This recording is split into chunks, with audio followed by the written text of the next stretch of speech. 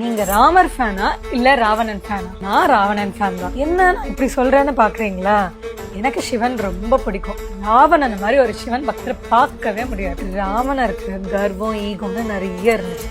ஆனா அதை விட சிவன் மேல பக்தி இன்னும் அதிகமா இருந்துச்சு. ஒரு நாள் ராவணர் சிவன் மேல இருக்க பக்தியை ப்ரூவ் பண்றதுக்காகவே கைலாச மாலையை தூக்குறதுக்கு போனார். மக்கள் எல்லாருமே இந்த ராவணரோட அசுரத்தனமா பார்த்தாங்க. ஆனா இது ராவணரோட தைரியம் கலந்த பக்தியை காட்டுச்சு. இப்படி மலையை தூக்க போன ராவணருக்கு ஒரு பாடத்தை சொல்லி கொடுக்கணும்னு சிவன் நினைச்சாரு. அப்படி ராவணர் கீழ இருந்து மலையை மேல தூக்க சிவன் மேல இருந்து கீழே மலையை தள்ளினார். என்னதான் சிவன் தனக்கு வைக்கிற சோதனைன்னு ராவணருக்கு தெரிஞ்சாலும் சிவன் மேல இருக்கிற பக்தினால ராவணர் கொஞ்சம் கூட விட்டு கொடுக்கல. அப்போதான் ராவணர் பவர்ஃபுல்லான மந்த்ராவான சிவதாண்டவ ஸ்தோத்திரத்தை எழுதினார். இப்பவும் ராவணர் எழுதின அந்த சிவஸ்தோத்திரத்தை எல்லா கோயிலையும் சொல்றாங்க. இதுல இருந்து நமக்கு என்ன தெரிய வருது?